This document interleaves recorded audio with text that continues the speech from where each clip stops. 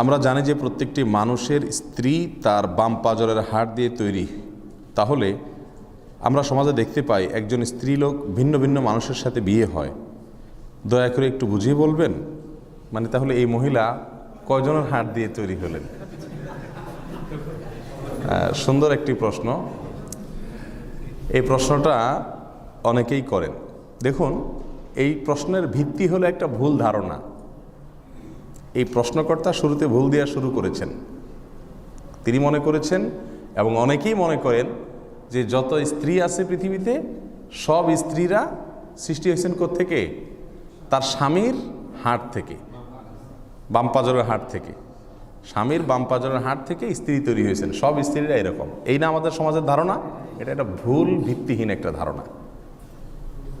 তাহলে যে বেচারির বিয়েই হয় নাই, এরকম অনেক মহিলা আছে না, বিয়ে হওয়ার আগে দুনিয়া থেকে চলে গেছে, আছে না নাই? তাহলে এই বেচারির কার হাড় থেকে তৈরি হলো? তারপরে যাইয়া আপনার যে মহিলা 2-3 জায়গায় বিয়ে হয়েছে, এই মহিলা কয়জনের হাড় দিয়ে তৈরি হলো? এই সমস্ত প্রশ্ন আছে কি আসে না? আসলে হাদিসে এরকম বলা হয় নাই। কোরআনে কারীমে আল্লাহ সুবহানাহু ওয়া তাআলা যে কথাটি বলেছেন তা হলো, ইয়া আইয়ুহান নাসু তাকু রাব্বাকুমুল্লাযী খালাকাকুম মিন নাফসিন ওয়াহিদা।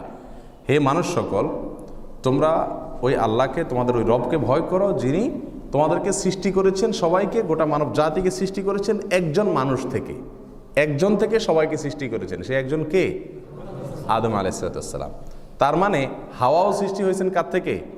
আদম থেকে। তারপরে এবার তাদের দুজন থেকে সৃষ্টি হয়েছে। তাহলে বাম পাঁজরের হাড় কথাটি প্রযোজ্য শুধু কার ক্ষেত্রে? আদম হাওয়ার ক্ষেত্রে। যে মা হাওয়া, তাকে আল্লাহ তাআলা সৃষ্টি করেছেন কোত্থেকে? আদম আলাইহিস সালামের বাম পাঁজরের হাড় থেকে। আদম আসলামকে মাটি থেকে তৈরি করেছেন, তার বাম পাঁজরের হাড় থেকে তৈরি করেছেন তার স্ত্রী হাওয়াকে। এরপরে এই দুজন থেকে শত শত হাজার হাজার বা লক্ষ লক্ষ কোটি কোটি অগণিত নারী পুরুষ সৃষ্টি করেছেন কে? আল্লাহ সুবহানাহু ওয়া তাআলা।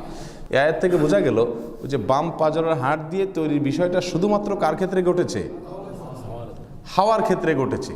এখন আপনার স্ত্রীও আপনার বাম পাঁজরের হাড় থেকে সৃষ্টি হয়েছে এরকম না। আপনি বাম পাঁজর হাতায় লাভ না যে হাড় গেল কই। হাড় আছে জায়গা মতো, দেখেন, কোনো অসুবিধা নেই। কারণ হলো আপনার স্ত্রী আপনার পাঁজরের হাড় থেকে তৈরি হয় নাই। কথা কি বুঝাতে পারছি? এছাড়া রাসূল করিম সাল্লাল্লাহু আলাইহি সাল্লামের যে হাদিস আছে, সেই হাদিসের ভিতরে যে ভাষ্য রয়েছে, সে ভাষ্যটা হলো যে মহিলাদেরকে সৃষ্টি করা হয়েছে বাম পাঁজরের হাড় থেকে। এর মানে এই না যে প্রত্যেক মহিলাকে একজন একজনকে যার যার বাম পাঁজরের হাড়, তার মানে তাদের গোড়া উৎপত্তি হলো বাম পাঁজরের হাড় থেকে। যার কারণে সমস্ত মহিলাদের ভেতরে ওই যে একটা বৈশিষ্ট্য সেটা থেকে যায় যে বেশি সোজা করতে গেলে কি হয়ে যাবে? ভেঙে যাবে। হাদিসে আসছে, নবী সাল্লাল্লাহু আলাইহি সাল্লাম বলেছেন, যদি বেশি সোজা করতে চাও তাহলে কিন্তু ভেঙে যাবে। মহিলা মানুষ নিয়ে খুব বেশি টানাটানি করতে চাইও না, খুব কৌশলে সোজা করার চেষ্টা করিও। কোনো সন্দেহ আছে? আমরা বাস্তবতা দ্বারা সেটা প্রমাণিত না আমাদের কাছে।